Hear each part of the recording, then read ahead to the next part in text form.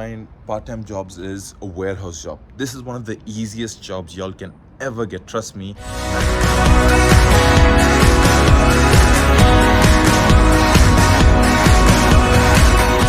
welcome back to my channel again. It's me, Gaurav. So today, those who are new to my channel, don't forget to subscribe, come on. And those who have been watching, thank you for watching, and who have always been watching my channel and already subscribed, thank you once again. So today I've come up with something very interesting, that is how to find part-time jobs in the UK. So as of me, when I came, I found it pretty difficult, and I'll just give you a bit of how I found a job. So yeah, those coming in the September intake, what my advice would be for y'all is, obviously y'all would come first, get settled down. For example, coming in the end of September for the October classes, come in, settle down for a week or two, get your BRP done, collected, get your NI number, your GP registered, everything, get everything done, which you could see in my previous videos I've mentioned if you could go back down. So once everything is sorted, that's when you start looking for a job, because without having these things, you could mess it up. So some places obviously would need your passport, your BRP, your NI number, and then your proof of address, which you can also provide your bank address, and also you'd need your DBS certificate. That some places they ask for it. DBS certificate is basically a police clearance certificate that you have no cases on you or anything, no trouble against on you. So that's a clearance certificate, obviously. So with having all that, the best way to find part-time jobs is, if you're looking for an average pay, for example, now it's 10.42, the minimum wage for people above 21 years old. So that keeps on changing every year. Keeping that in mind, I would suggest some jobs which is gonna be not so easy, not so difficult, is, for example, first thing, get your CV done, get a UK layout CV done, keep that with you, and also jump into LinkedIn. Put your CV in Indeed Flex, Indeed, Read, and Total Jobs. These are some kind of apps which would definitely help you. So in my case, when I first came in, I joined Just Eat, which is basically delivery kind of thing. Like in India, we have Swiggy, Zomato, and all. So I bought my own bicycle. It's basically called bike over here. I bought my own bicycle, which we say bicycle, obviously. But my own bicycle, jumped into that. First few months, maybe first 2-3 months, obviously I got a job after a month, after looking through a lot of YouTube videos, just like how y'all are just watching my video now. That's why I was like, okay, let me just bring up something. So after doing all that, I got a job. I struggled a bit in the start, because obviously it was winter. That back then I came in the time of January 2022. It was winter. I had 2-3 coats on, had to give off deliveries. There's at one point I ended up giving a delivery miles away, and by the time I got home, for example, if I finished off my shift at maybe 10 in the night, I ended up like 15 miles away from home, and literally I didn't get paid for traveling all the way back home. So basically I lost, maybe it took me 1 hour to come back home, speeding that too.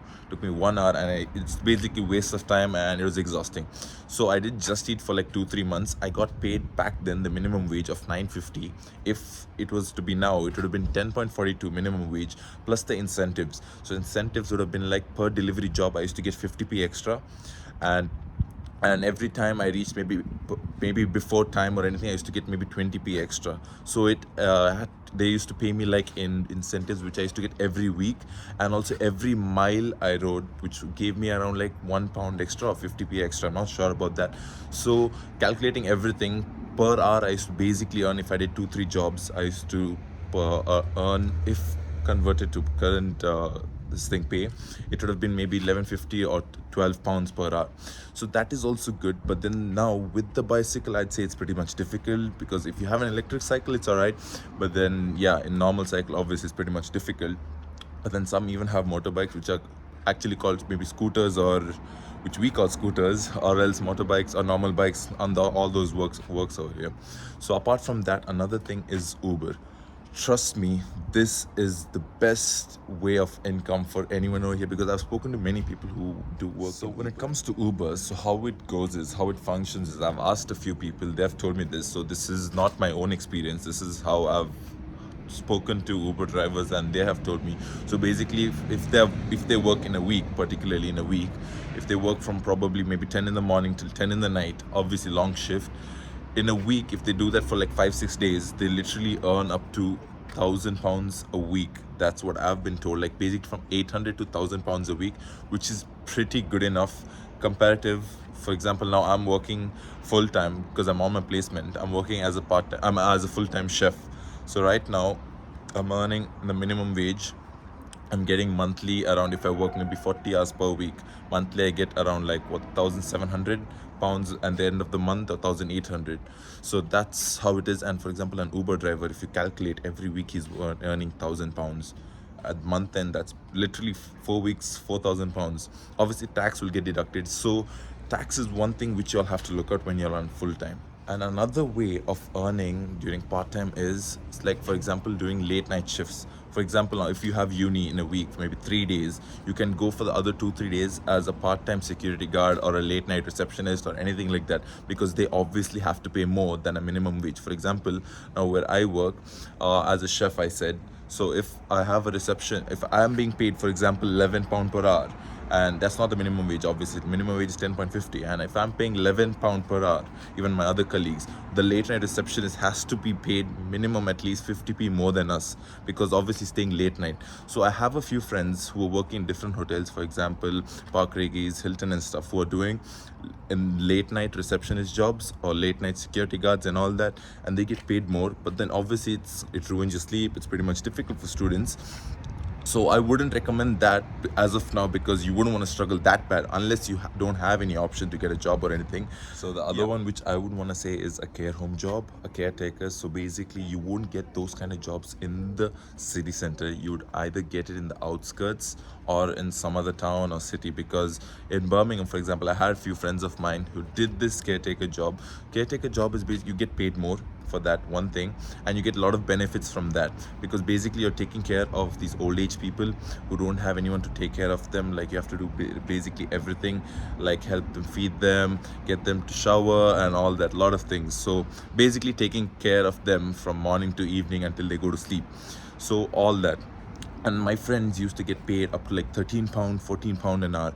I have many friends who have been doing this when they initially joined college, where I didn't have a job obviously, and then from then that's one good option. And another place to find part-time jobs is a warehouse job. This is one of the easiest jobs y'all can ever get, trust me, and it's not that difficult for guys especially. And so I have a few guy friends who are working over there right now, even now in the full time. So they have shifts. Like these warehouse jobs are basically picking up boxes, delivering into the warehouse, or putting them into trucks and loading them, all like that. You can get either Amazon warehousing, and they pay up to like £12. That's what I've heard, and which I've even seen my friends obviously working. So the shift goes like, some have shifts in the morning from 7 to 3:30 in the noon, some have like 4 to maybe 11 in the night, and then 11 to 7 in the morning. So those are the shifts which you have.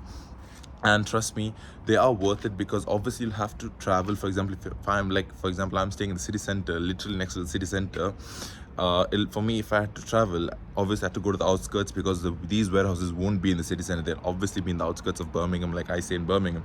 So this is one way of finding jobs as well. You can search those kind of jobs on Google, directly go warehouse jobs or Amazon warehouse jobs, you get them. So the last job which I would want to tell is a waiter or waitress job, because in that way, recently in October, I had a few friends coming from India, traveling all the way to the UK, especially my university. I had like a bunch of 10 to 15 friends who I got to know over here, obviously not back in India.